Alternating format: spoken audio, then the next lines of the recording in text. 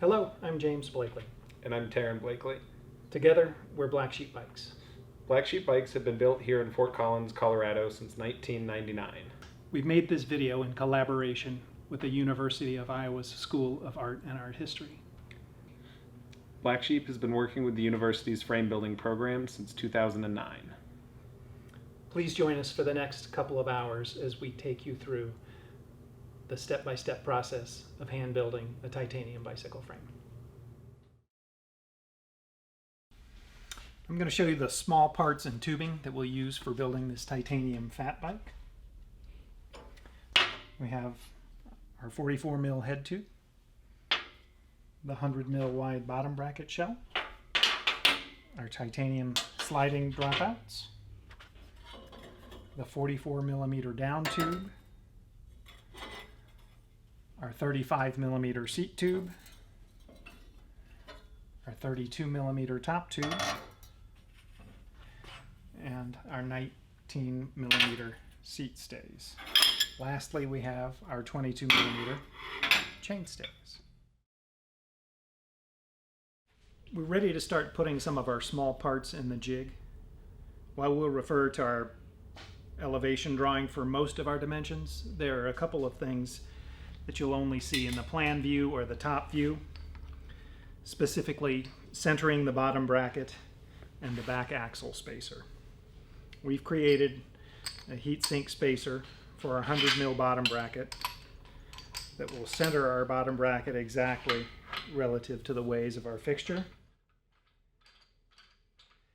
When putting your bottom bracket in, it is also important to remember that you do have a drive side and a non-drive side, so orienting the threads in the correct direction will make sure that your bottom bracket goes in smoothly and correctly once the bike is completed. With regards to the dropouts, in this case we'll be using 197 millimeter spaced carrier for the rear sliding dropouts, and we'll want to center these dropouts relative to the carrier here at the dropout tower. Now that I've got the axle spacer snug, I'll double check the height to make sure our dimension is to the fixture drawing, which it is. The next step is to set the effective chainstay length. That's the center of the dropout to the center of the bottom bracket. We'll move this whole axle carrier forward just a bit.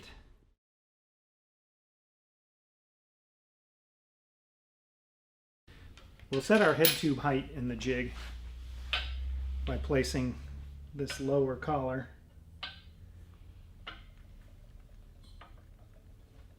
and then tightening it from the back side.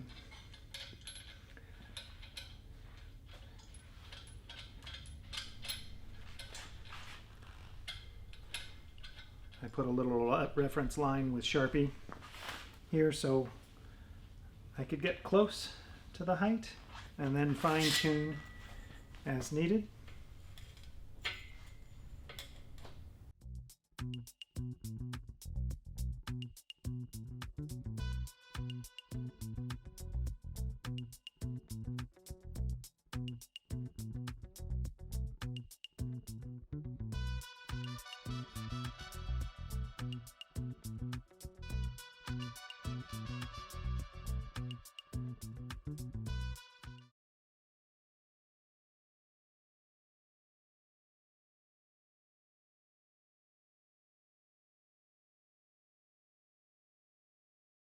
In order to bend the front triangle, we're going to want long centering lines for layout on all of our front triangle tubes. I'm going to use this piece of angle so that I get a straight edge here on our 44 mil down tube. I'm going to put lines 180 degrees across from each other because this tube will be S-bent.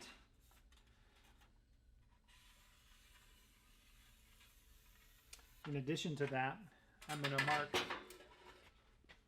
every 2 inches up to 8 inches from each end. This is because as we're using our bending dies, we'll index to these marks to create a consistent arc without having overlap or flat spots in between. Our seat tube and top tube are both single bend tubes, so we'll only need layout lines on one side. For our seat tube, we'll mark 4 places, 2 inches, 4 inches, 6 inches, and 8 inches up from one end. Our top tube will have 2-inch layout lines along the entire length. With this 1.25" top tube, squishing every 2 inches along the entire run will produce a uniform curve over the entirety of the tube and create a seamless look for the build, which is what we're trying to achieve on this Highlight fat bike. So this is the shaping mandrel we'll use for the front triangle. What we have here basically is a 2-piece aluminum clamshell. This starts at 1.5 inches diameter, so any tubes that we use in that diameter won't need a shim.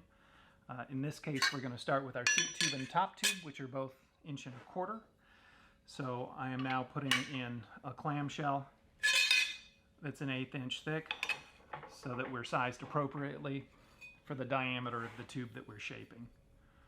When we put this in the die, we're going to orient our line straight up and our 2-inch hash mark at the center of the die. This will help us ensure that we're getting the bend where we want it and that they're always staying in the same plane as we move from one bend to the next. By keeping that 2-inch spread, what we're going to feel is a smooth transition throughout the bend rather than a series of ripples that are connected along the length of the tube.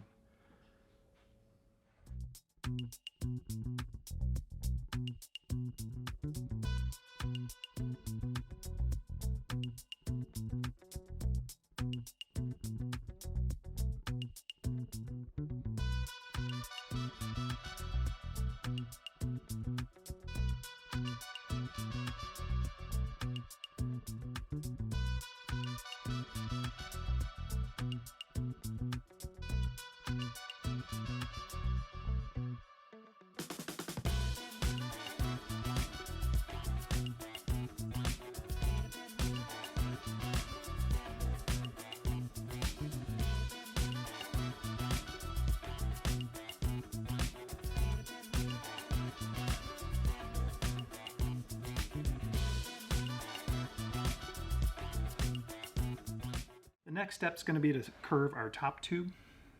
In the case of our mandrel, this bends to a 22-inch radius, which is too tight of a radius for our top tube. There'd be too much curve and it would compromise standover. We have a workaround that's been very successful in putting a smooth gradual curve on these. Our initial bends at 1 inch from either end will be done as normal, and all the subsequent bends will be done with a 3/8 inch spacer in between the top die and the bottom die so that we don't overcompress things. I've got the top tube in for the first bend, 1 inch in from the end. Again, this bend is going to be done without any shims or spacers, and we'll compress this die until it's solid stack height.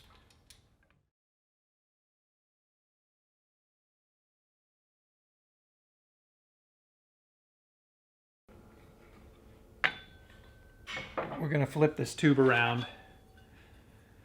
Careful to orient both at the 1 inch line to the center of the die and the center line. And put a corresponding bend on the other side to match the one we put on the first side.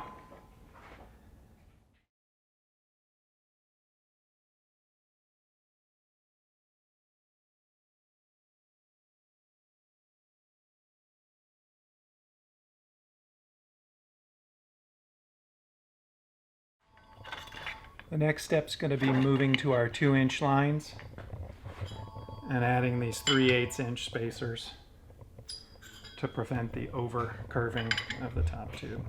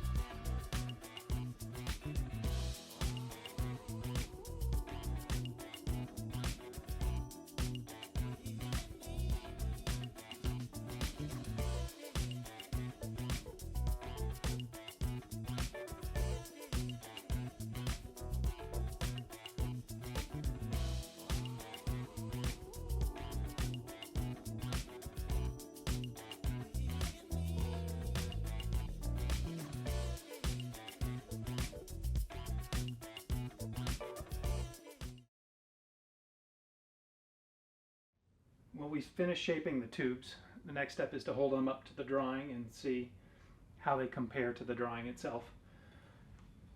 What we'll notice with some of this stuff is that there's a bit more spring back in the titanium, but we're ensuring that we've got plenty of tire clearance at the back of the seat tube by holding up the seat tube. That the top tube will provide ample standover for the rider, and also that we'll have wheel clearance with the down tube. These all look good, and I think we're ready to move to the next step on the front triangle, which is actually starting to miter the tubes to fit into the jig.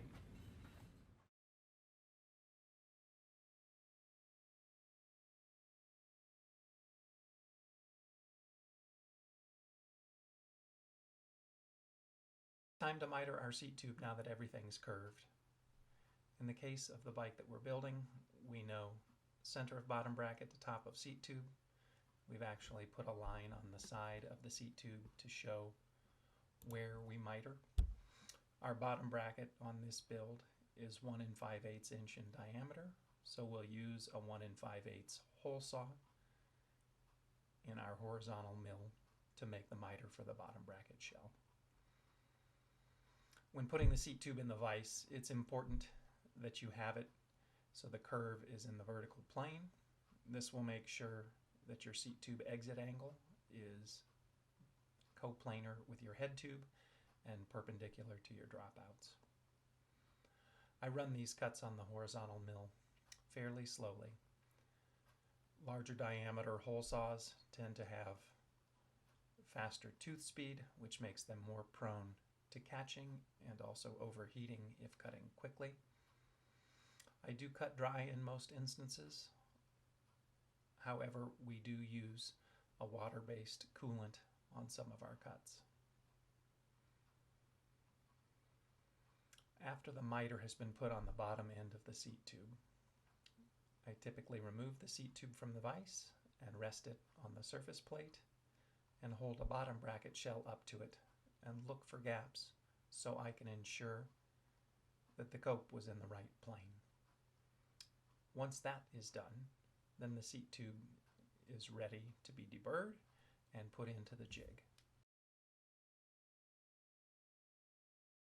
So we fit the down tube into the vise on the horizontal mill, and I'm just going to ensure I've got the face set so that the tube is completely 90 degrees in the vise. Now that that's set, it's time to miter for the bottom bracket. As we did for the seat tube, we mitered at 40 millimeters because that's the diameter of the bottom bracket shell. In the case of the down tube, we're at 44.5 millimeters for a diameter. The top portion will be cut away for the seat tube for clearance, so we want to miter tangent to the bottom of the down tube. That's easy enough to do by inspection, just looking to see that the under edge of the cutter lines up with the outer edge of the down tube.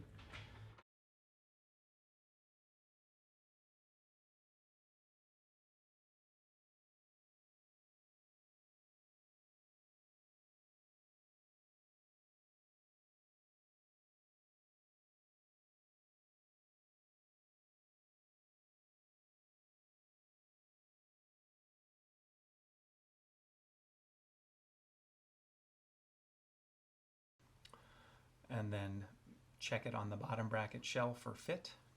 And then it's time to move on to the head tube cope.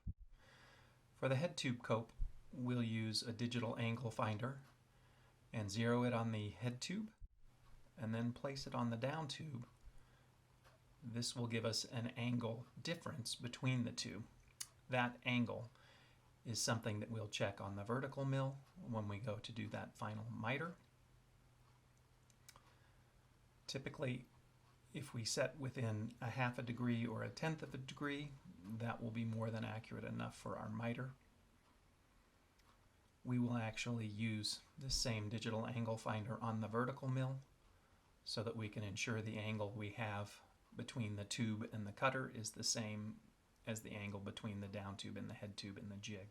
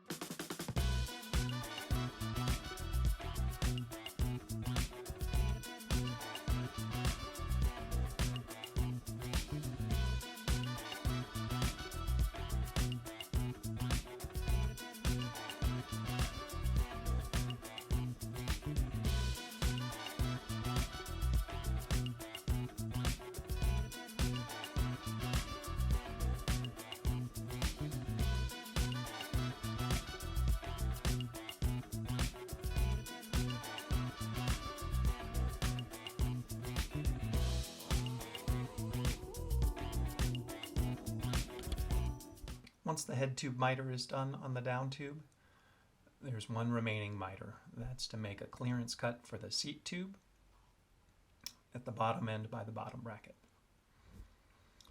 This is also done on the vertical mill. We hold the seat tube in the jig. We place the down tube on the bottom bracket and the head tube, and then make a mark by visual inspection where the two intersect on the top end. Because we used a 1 3/8 diameter seat tube on this build, we'll use a 1 3/8 diameter hole saw to miter the down tube where the seat tube would be. Again, we'll use the angle finder to see the angle of the seat tube relative to the angle of the down tube. That angle will be repeated on the vertical mill when we go to miter for seat tube clearance. This is a step that needs to also be done with care, because the angle of the hole saw to the angle of the down tube is a fairly sharp angle and tends to want to grab. Oftentimes we'll cut this a little bit short in the beginning just to make sure we don't overshoot. A gap here is hard to fill, so taking care to make this miter as tight as possible is a good idea. But the mill is really the most efficient way to do this miter.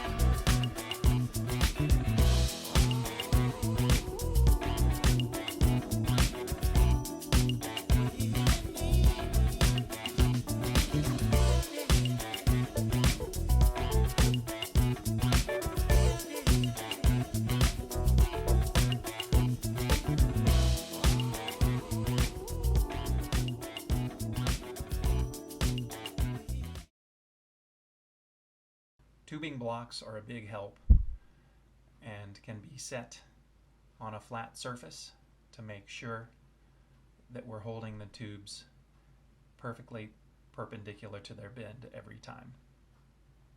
In the case of our top tube, which is a 1 1/4 inch diameter, we've placed a tubing block in the middle of the tube, so whether we're mitering for the head tube or the seat tube, we can always ensure that we are at 0 degrees.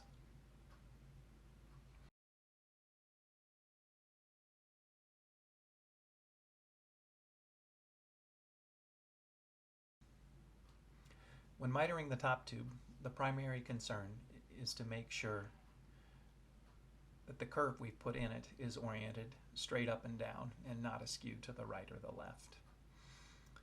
Whether you start at the head tube or the seat tube, your first cut will be what determines how flat your tube is.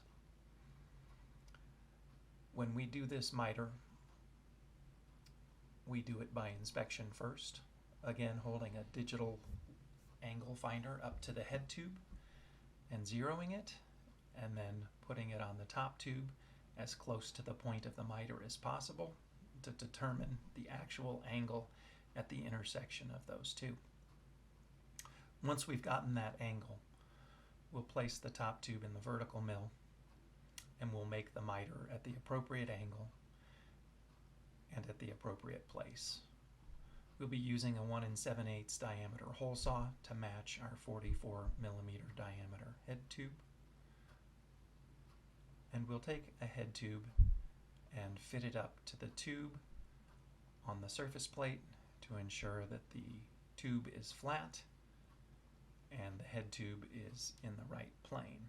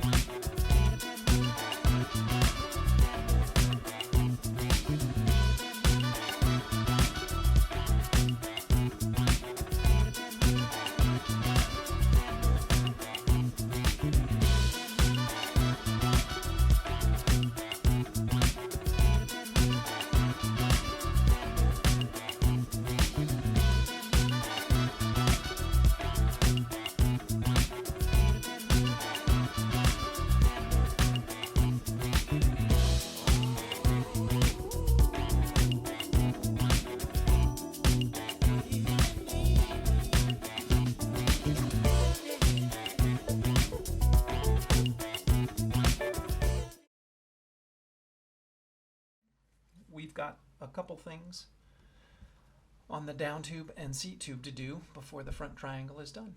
The first is water bottle mounts. All water bottle holes are 2.5 inches apart on center. When we've got the front triangle in the jig, it's nice to hold a bottle in a cage up to the bike to make sure you don't have interference between the bottle and the down tube or the bottle and the seat tube.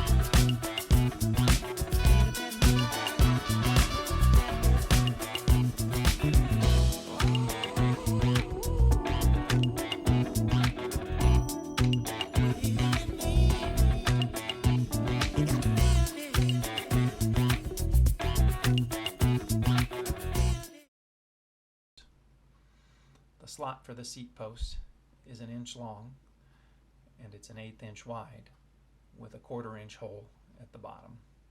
This round hole at the bottom reduces the propensity for the titanium to want to tear or crack at the end of the slot. Thus, it's important to have that on the seat tube.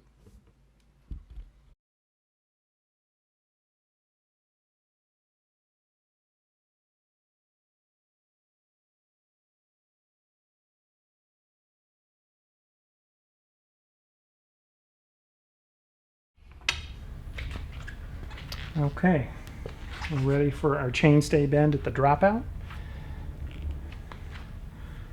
We've got enough material here to do both of our chainstays, so I'm just going to put a bend at either end, and we'll part this in half.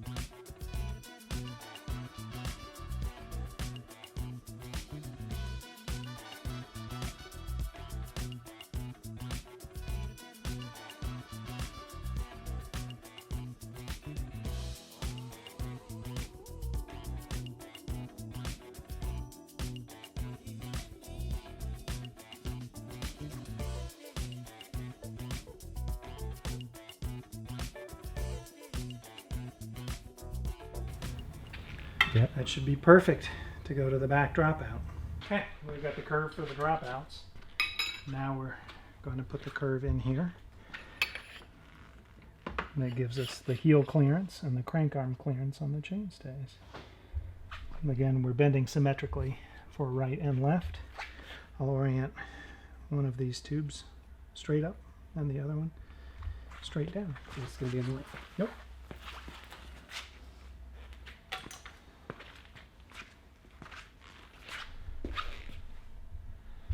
Okay.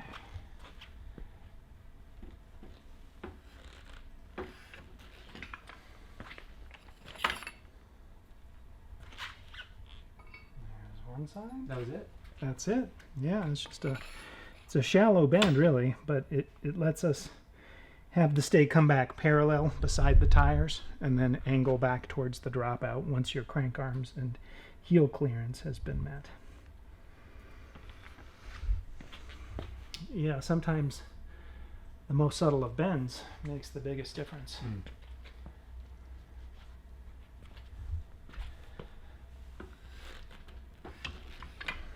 Okay. You put it right on top. Yes. Or, yeah, there you go. Yeah, there you go. So you can see it's out of plane by 90 degrees with the bend that we put in for the dropout end. Cool.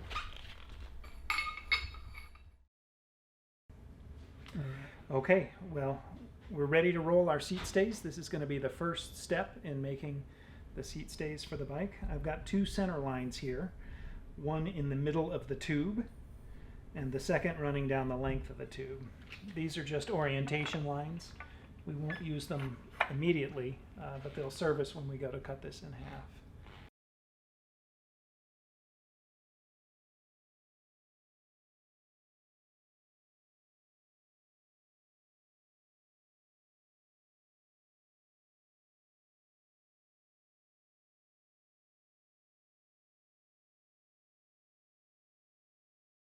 The center wheel progressively closer to the other two wheels in order to tighten the radius on your tube. We will refer back to our drawing so that we match the radius of the drawing on our seat stays. That'll help give continuity between the top tube curve and the curve on the seat stays towards the dropouts.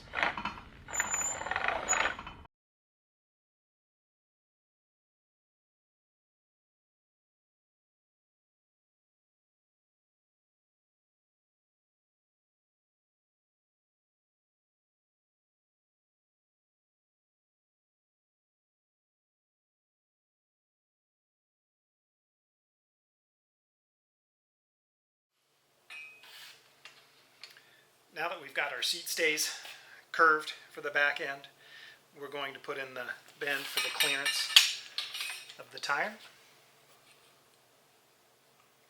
We'll want to make sure that these bends are opposed from each other. So what I've done is put a tubing block in the middle. I'm going to use my digital level to make sure I'm square for each of these two bends.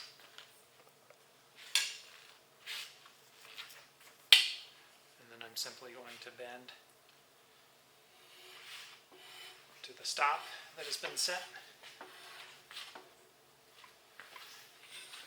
And remembering to change the orientation of the curve from down to up in this case.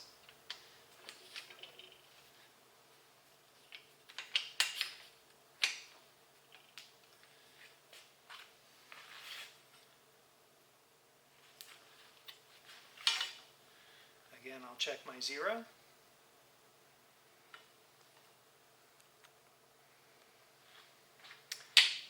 And then bend to the preset stop.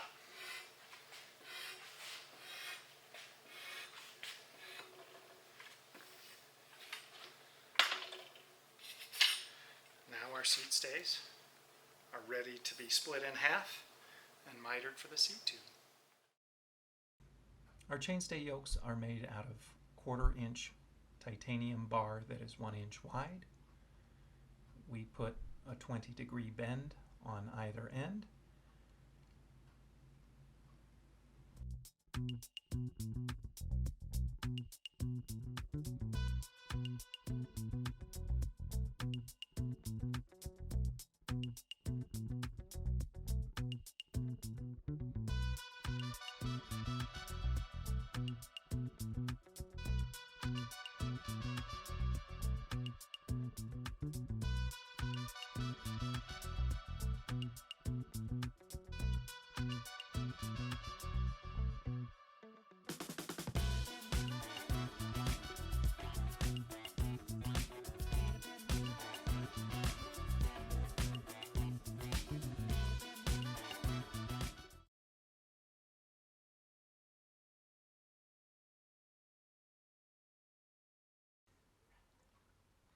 Now that our seat stays are curved into planes, we'll mount them to the plate fixture and inspect the angle between the seat stays and the seat tube, so we're going to set the vise on the horizontal mill to the appropriate angle.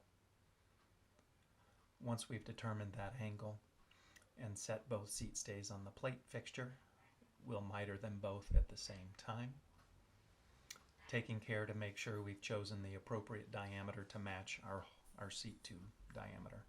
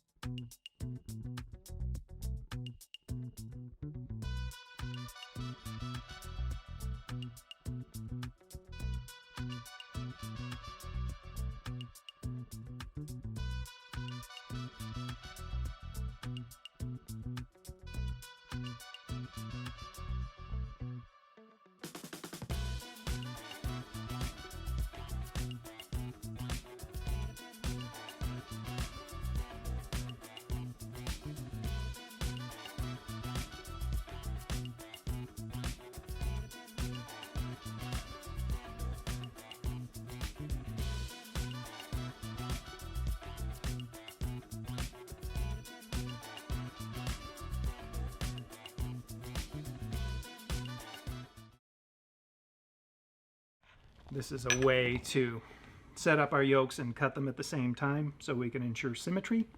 I have a block in here that's about 5 1/4 inches. This simulates the width of the tire, so I can measure the front of the yoke to make sure it still fits on the 100 mil bottom bracket. In this case, I've got 88 mils here, which means I've got about 6 mils per side for weld, which is more than enough. So while I've set this up as kind of a, I want to see this in real time to know how it's going to fit, the throw of our machine requires that these two yoke pieces be closer together. So what I'm going to do now is just simply swap out this middle spacer for the 3-inch one we use for our plus spikes, and then we know when we open the spacing back up to the appropriate width, it will fit on the bottom bracket shell. So this is just, you know, while you can draw everything to the nth degree, sometimes being able to put your eyes physically on it and a scale and measure things is kind of a priceless tool sometimes. And so it's a nice way to verify something before you make a mistake. In the end, a little bit of extra time set up doing this is paid off with peace of mind, knowing that you're not going to end up doing it twice because it doesn't fit.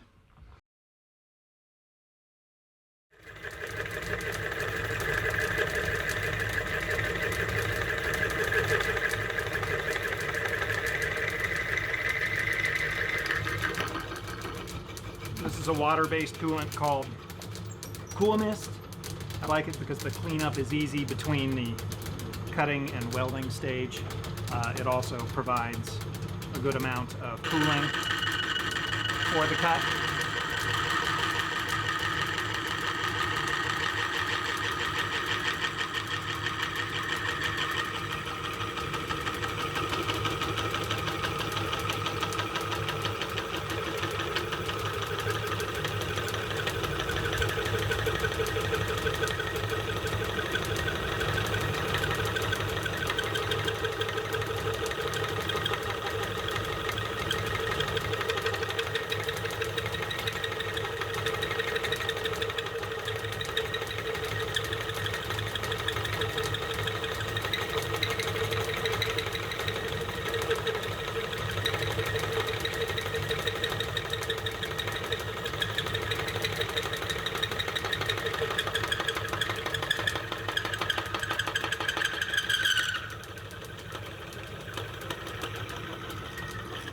And we're through.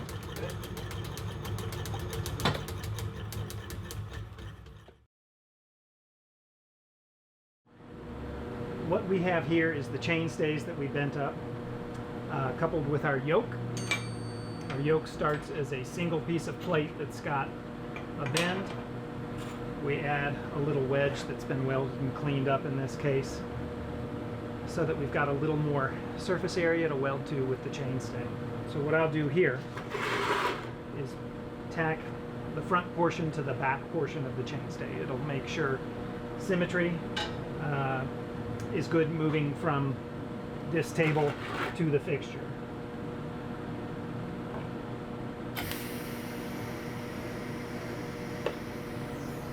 I'm just going to put a couple tacks on the top on each of these. Because this block is solid on the front end, I'll just be doing fusion.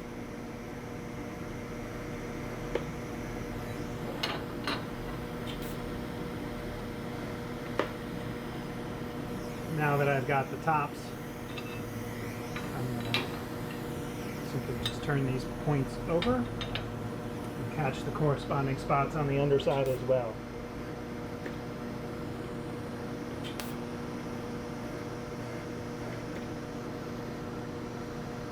These yokes aren't used on every build, but when you've got short chain stays and big tires, oftentimes you have conflict between the chain stay and the chain ring, and this is meant to mitigate that conflict. So now we'll test fit them to the bike.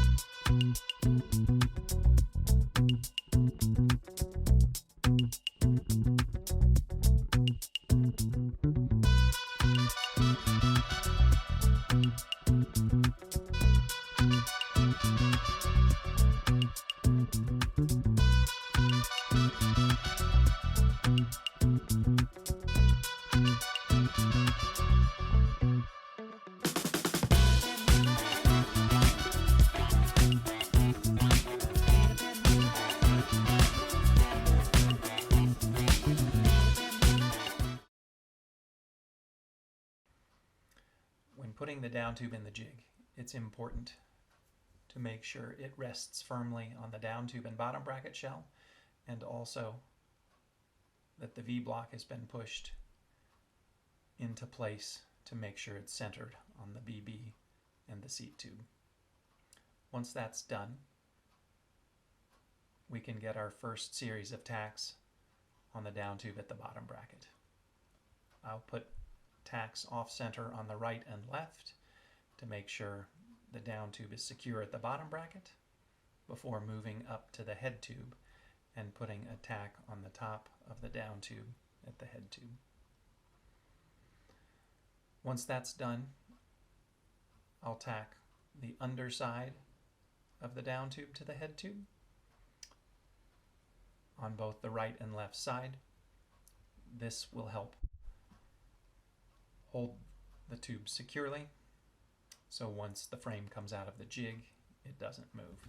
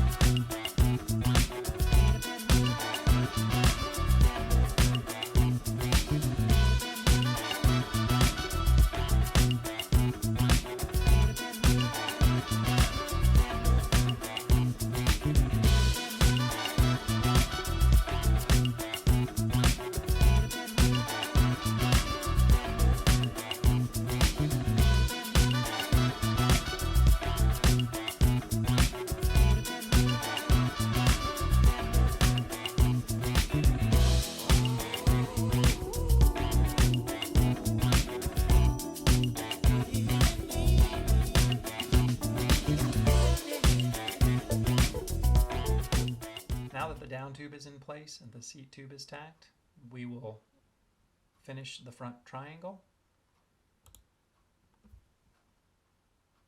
by tacking in the remaining top tube.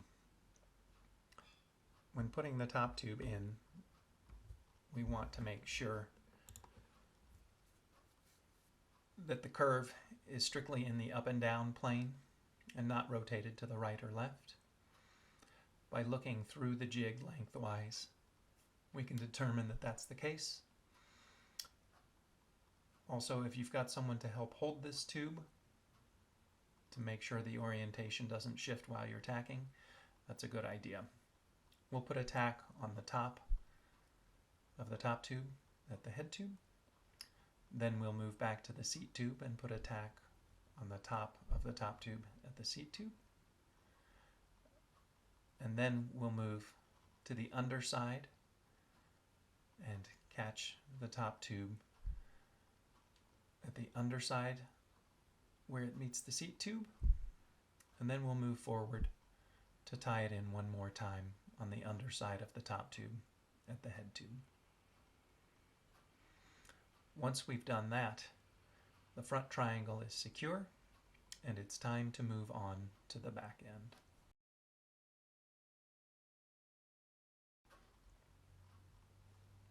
When tacking our chainstays, we want to make sure that we're allowing enough room for the tire to clear, but also allowing room for chainring clearance. This is a fine line, and oftentimes creating a spacer that fits between the jig and the inside of the chainstay is a great way to ensure that we have the space we need, or alternately, we can put a spacer in our bottom bracket shell that represents the chainring and bring our chainstays to the inside of that.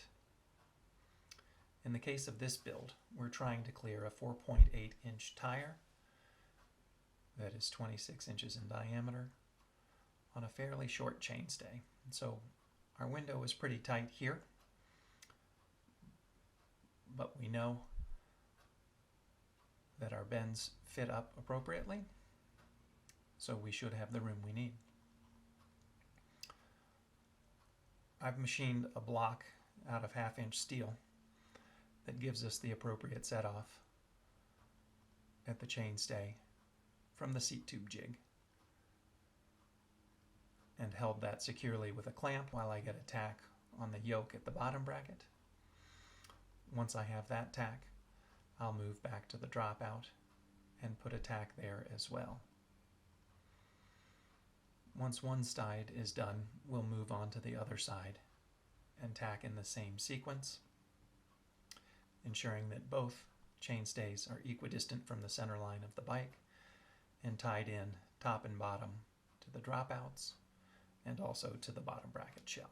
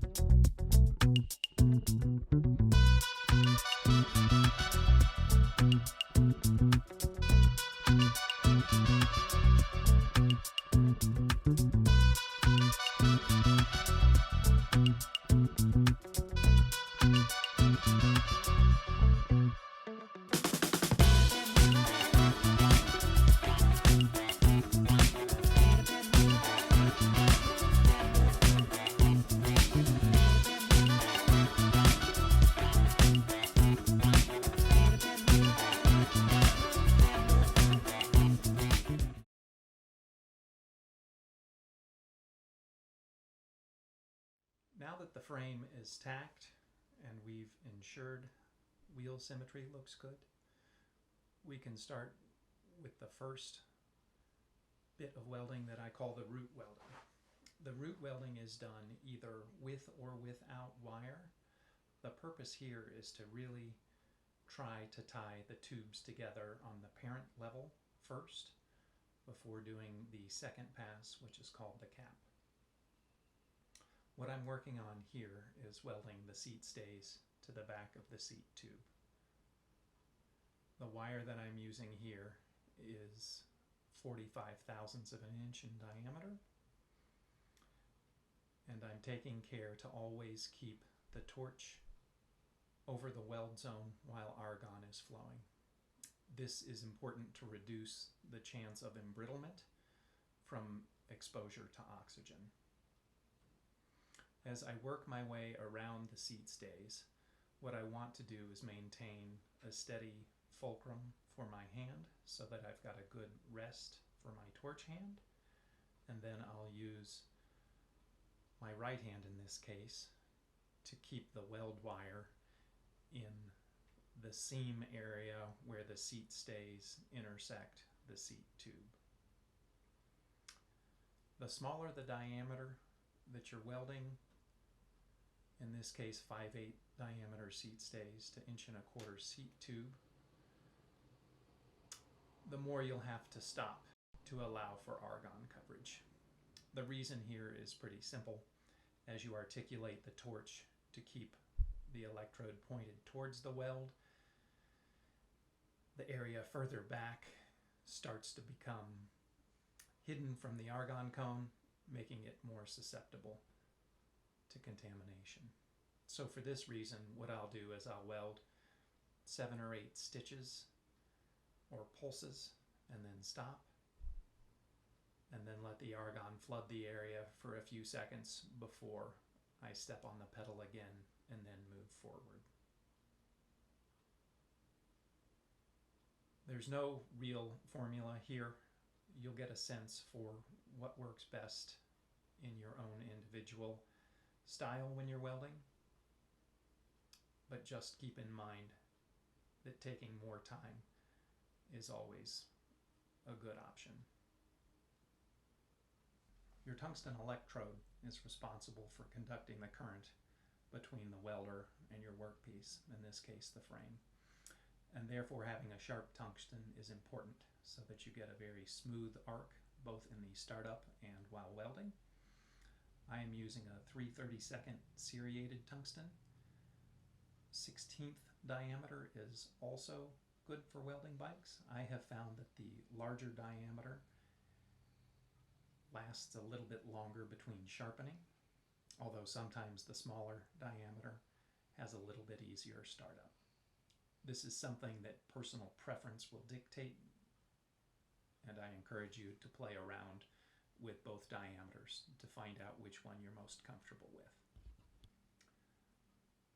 When welding the top tube to the seat tube, I use a 2-pass method. In this case, I'll use the 0.45 diameter wire for both the root and the cap. When doing the root weld, again, not a lot of attention needs to be paid to where the starts and stops occur. It's best to just make sure you've got a comfortable hand position and to do somewhere between 6 and 8 pulses and then stop to let the argon catch up with the heat that's built up in the frame. As you move from the root to the cap, you want to consider where is the best place to leave a stop. Typically I'll leave them on the underside of the tubing, as the bike would sit on ground. Structurally, anywhere you leave it is fine, but this is a cosmetic thing, and so putting it someplace where it's less obvious or more subtle makes the most sense.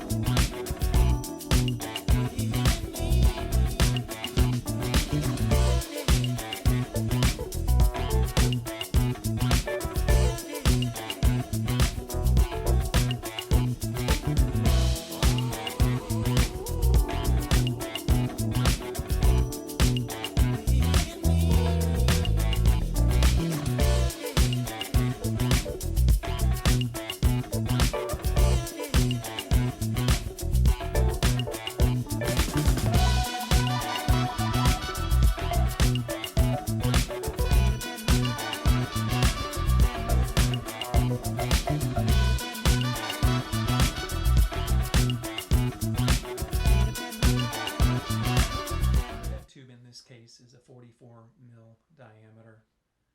Our down tube is 1 3/4 inches, which is also 44 millimeters. So these two are about the same diameter. So at the tangent of the down tube to the head tube, you want to take particular care to make sure you keep this weld fairly small.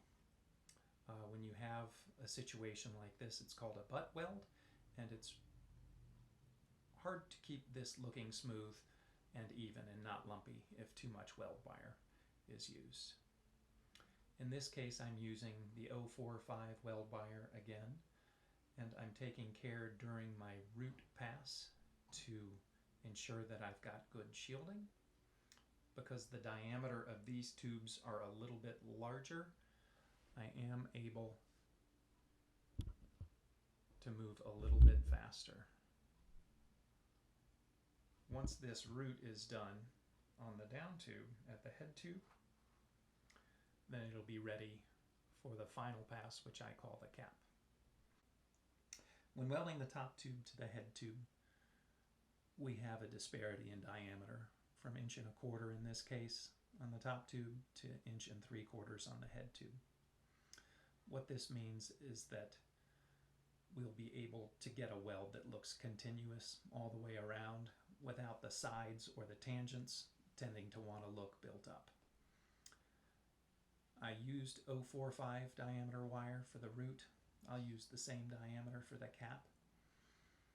Again, in cap welding, I like to consider where the stop will be.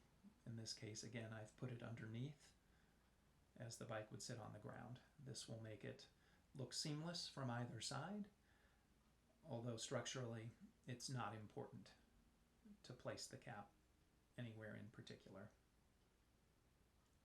Again, I'll move the torch slow and steady using the head tube as a fulcrum, and every 10 or 12 pulses I'll hesitate for a few seconds while the argon continues to flow, making sure that I'm keeping the electrode in the cup pointed towards the frame where it's hottest from just welding. Once I've wrapped up the entire weld, I'll let the argon flow on the stop for the length of the cycle of what's called the post flow. In this case, I have my post flow set to about 20 seconds.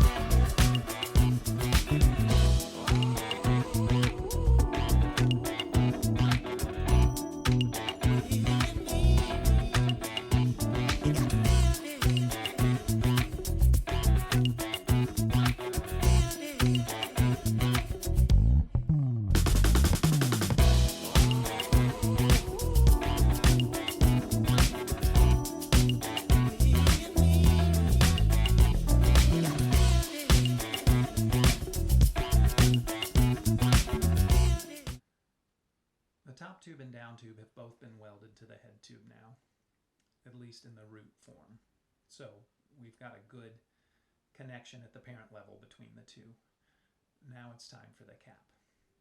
In welding the cap, I really want to consider where my start stop will be, and I'll shoot to have only one on this. While I'll have to start multiple times, I'll back up just a stitch or two so that it will look like it was all welded in one pass. In this case, I'll start at the underside of the down tube, and I'll start working my way around. And about every 10 or 12 pulses, I'll stop for a few seconds and let the argon kind of catch up with the heat that's building up in the down tube, head tube area. I'll also use the head tube as a fulcrum for my torch hand. This will keep the electrode stable and will also make the weld look smoother.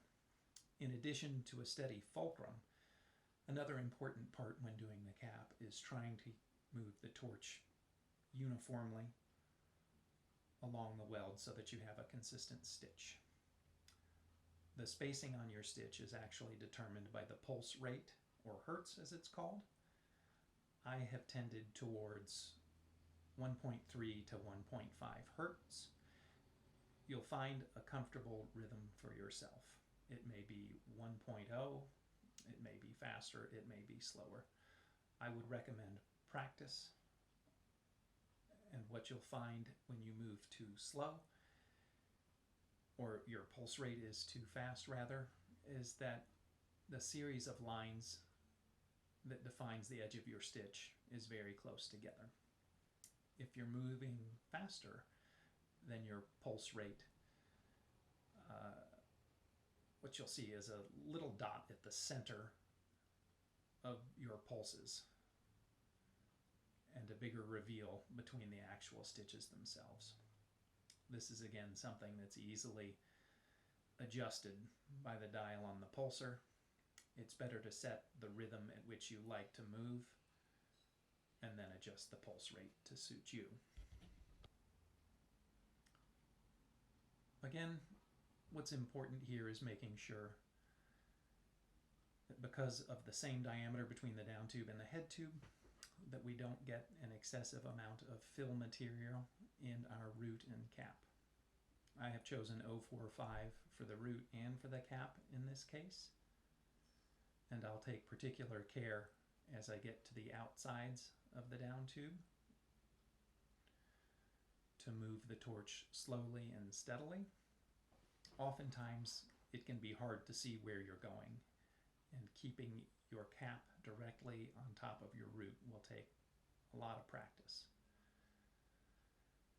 By starting and stopping a little more frequently and backing up a stitch or two and easing into the pedal when you start, you'll be able to blend your starts and stops so that the lap that you make around the down tube at the head tube will look like it was done in one continuous pass.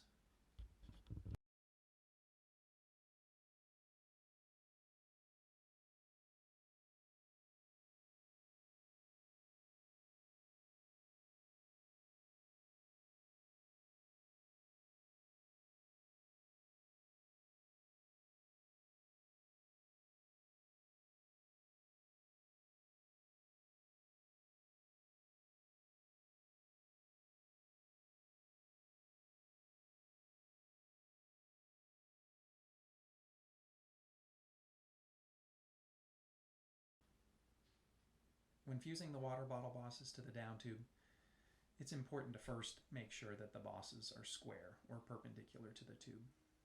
Oftentimes I'll tack these along the center line of the frame, either on the top or bottom, and then match it with a tack 180 degrees away from that. Then I'll step away from the bike and look at it from a little distance to ensure that the bolts that are in the bosses look like they're perfectly perpendicular to the tube. Once I've ensured that that's the case, I will fuse these, in this case to the down tube, by striking the arc at one of the two tacks.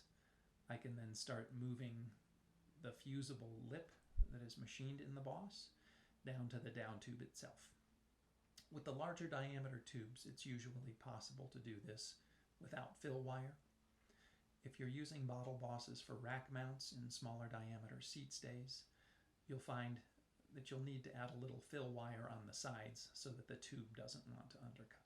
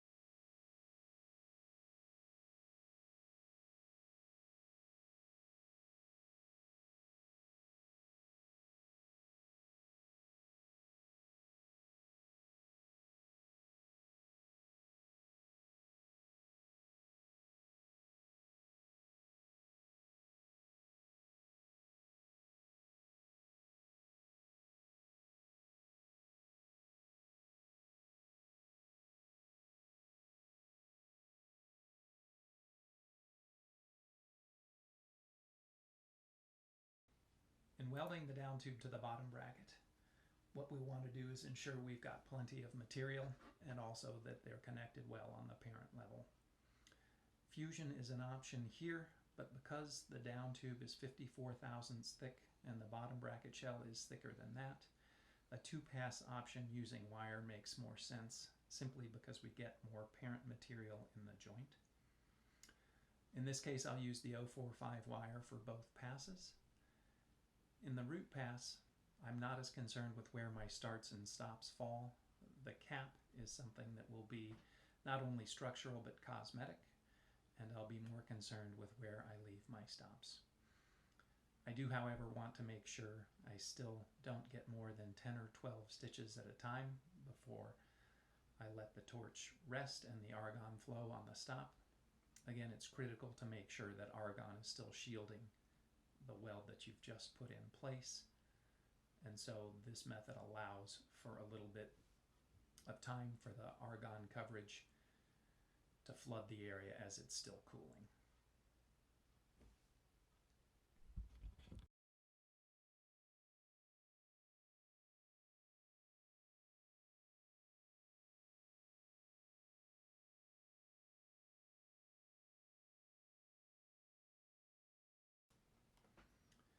In welding the seat tube to the down tube, we have two different diameters in this case, 1.25 inches for the seat tube, 1 3/4 inches for the down tube. Both of these are fairly thin. Our down tube is 39 thousandths, our seat tube is 45 thousandths of an inch. And this is kind of an acute angle where these two tubes come together.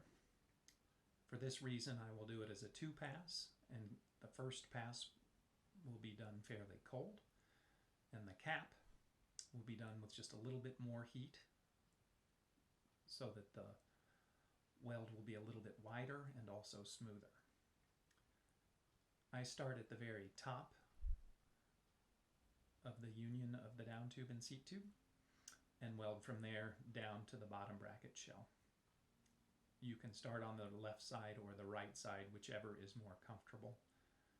But it's important to make sure that you don't undercut these tubes, and so even using a little bit bigger wire for your cap, like the 061, isn't a bad idea.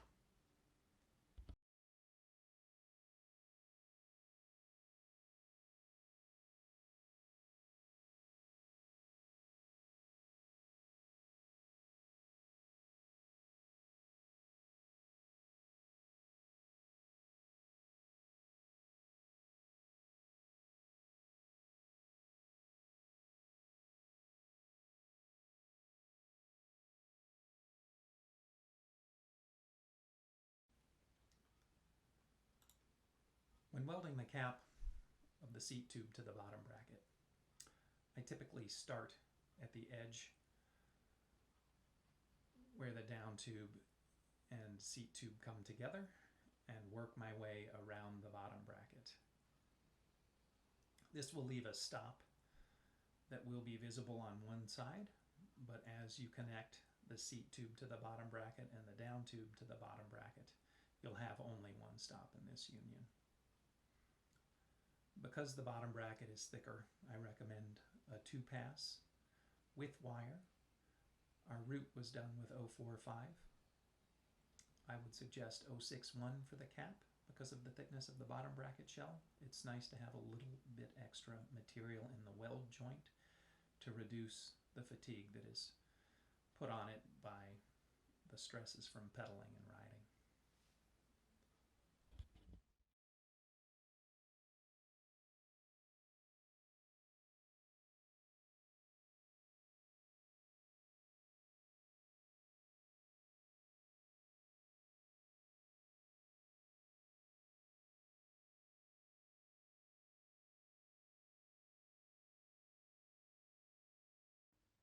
Facing the head tube is a crucial step in the build process that is done to ensure your head tube cups are parallel or as close as possible after the distortion from welding. Your head tube facing tool also reams the internal diameter of the head tube so that your cups go in safely but securely.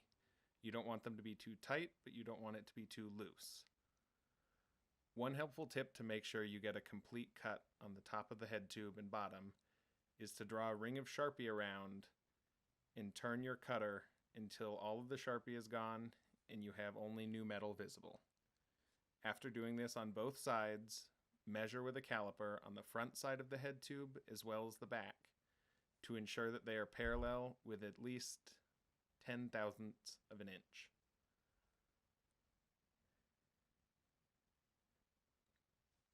Also ensure that you only turn the cutter clockwise so that you don't damage the tool at all. And be sure to use cutting fluid to prolong the life of the tool, as well as make it a little bit easier to turn.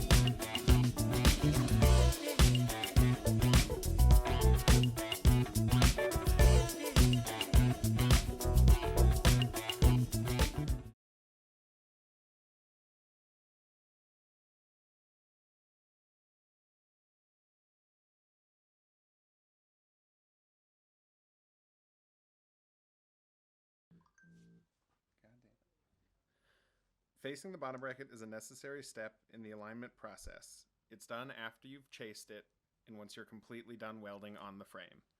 Additionally, it can be a good idea to do after you've powder coated or painted your frame to ensure that your bottom bracket cups tighten into a clean, parallel face. It's necessary for alignment because when we bolt our frame onto the surface plate, it's only held from the bottom bracket and every other measurement is based off of that. If it's slightly out of alignment, you could end up with a frame that's slightly out of alignment because your numbers aren't starting from a true 0. Facing the bottom bracket also helps prolong the life of the bearings in your bottom bracket, as well as ensuring that your cranks run smoothly.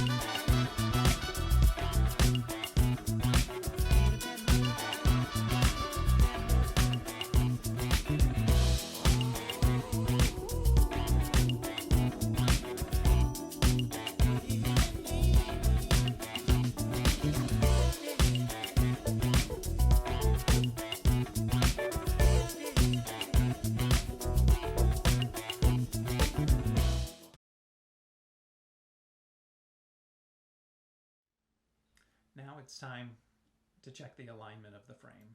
Everything's been welded, and we'll mount the bottom bracket to the post on our granite surface plate, which is perfectly perpendicular. What this will do is hold the bike in a plane where we can now use a surface gauge to measure the head tube and the seat tube and the dropouts in terms of distance from the surface plate and whether or not they are parallel and coplanar with each other. I typically start at the head tube, measuring it both bottom and top. I'll write down these measurements and then work my way around the frame. Next, I'll go to the seat tube. Again, I'll measure it bottom and top, meaning a point very close to the bottom bracket shell, and then also a point very close to the top of the seat tube where the seat collar goes. Typically, you'll see a discrepancy from one end to the other. This discrepancy reflects the amount of deflection along the length of the tube, telling you whether or not it will be perpendicular to ground when the pedals are square, once the bike is built up. By using the surface gauge to get these measurements, I know how to manipulate the frame in order to get everything flat. We'll also use a similar process to make sure our dropouts are centered behind both the head tube and the seat tube. By measuring the inside faces of the dropouts or the outside faces of the dropouts, we can calculate where the center line is relative to the center line of the bottom bracket and adjust it accordingly. Typically, I'll measure the frame on one side and then flip it and take the same measurements on the other side. Once I've got measurements for both sides, I'll know how I need to move it to get everything centered. And at that point, I'll address everything from one side, whether it's the chain side or the non-chain side, it doesn't matter. You just choose one, period.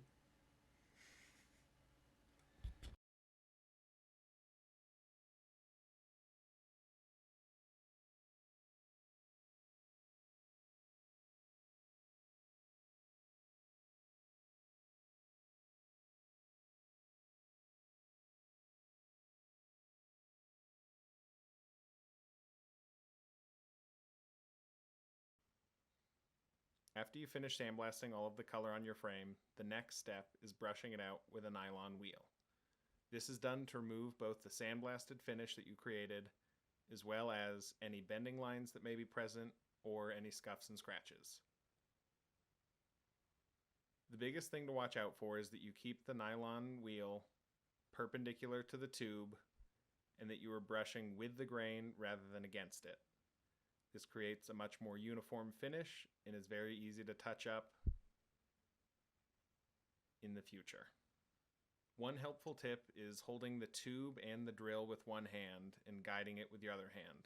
This ensures that the wheel stays in roughly the same position relative to the tube and gives you a more consistent finish that creates less work with Scotch-Brite.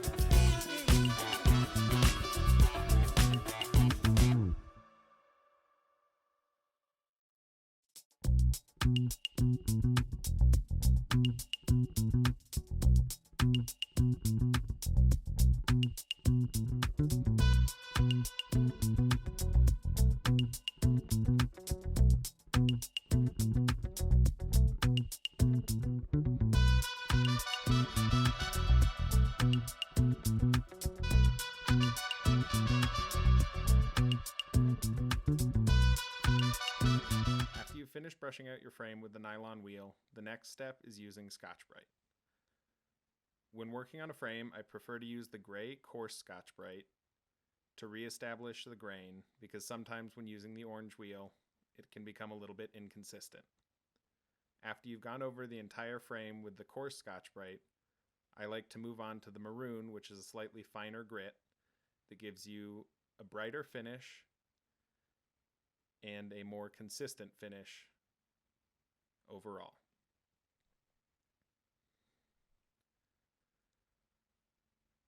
The key to getting a bright and consistent finish is brushing along the tube as fast as possible.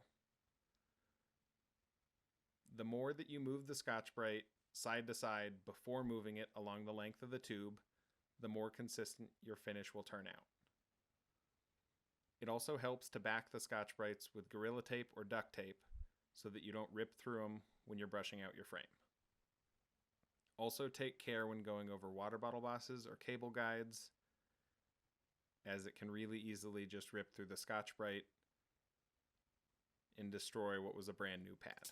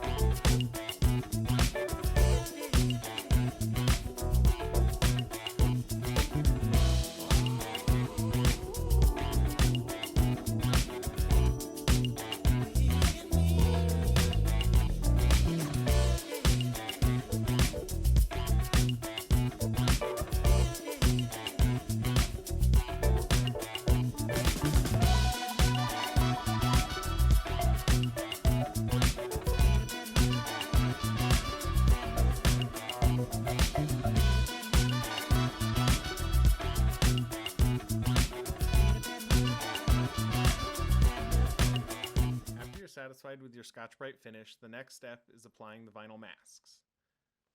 Typically when I'm placing these, I try and move them away from water bottle bosses and cable guides, just so that I don't have to worry about something being in the way when I'm trying to place them symmetrically. Typically I use a green masking tape for all of the borders. It can create a really straight line. It doesn't stick too well to the frame, so you don't have to worry about struggling to peel it off at the end. It's very easy to manipulate.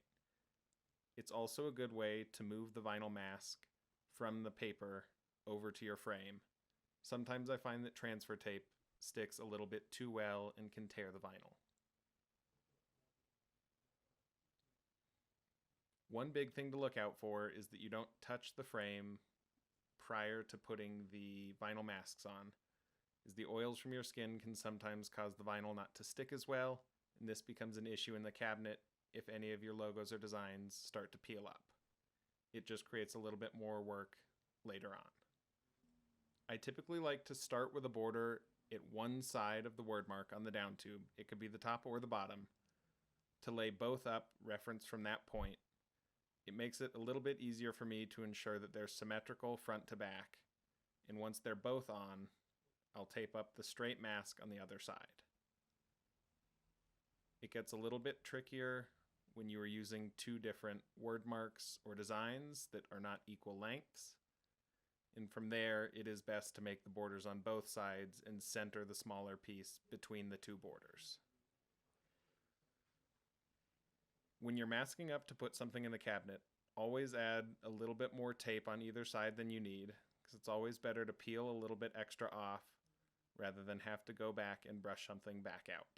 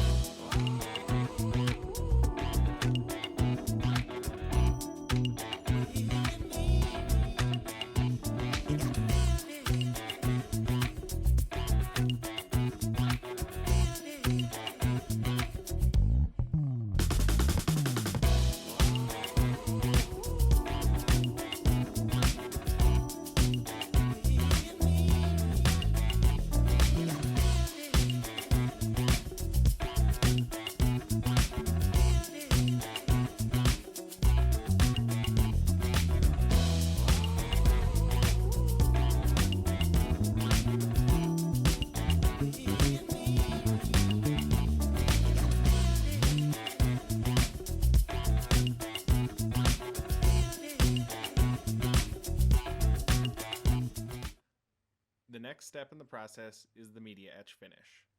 You have a couple options with media. If you want a lighter finish, you can do a glass bead etch. If you want something darker, use an aluminum oxide media. After you've made sure that all of your vinyl is stuck down thoroughly and you've taped off any excess areas that you don't want sandblasted, it's time to put your frame in the cabinet and sandblast it. Try and continue to move the nozzle around, not focusing in one area for too long, and just keep going back and forth to make sure you get a consistent finish. Another thing to watch out for is making sure that you don't hover over any of the vinyl logos for too long, as eventually they will peel up, and this creates a lot more work going back to fix it. But taking your time and just double checking to make sure everything looks consistent before you peel the tape away, you'll end up with a great looking finish.